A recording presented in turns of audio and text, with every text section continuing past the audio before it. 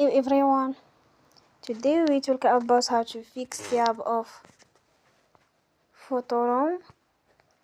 We will go to settings,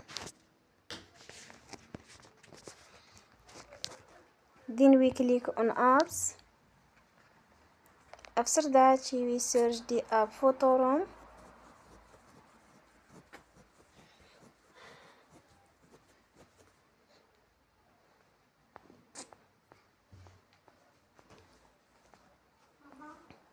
And then we click.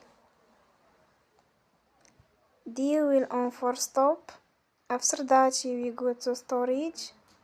Then we click on clear cache. In the end, you will turn your Wi-Fi and you will turn again.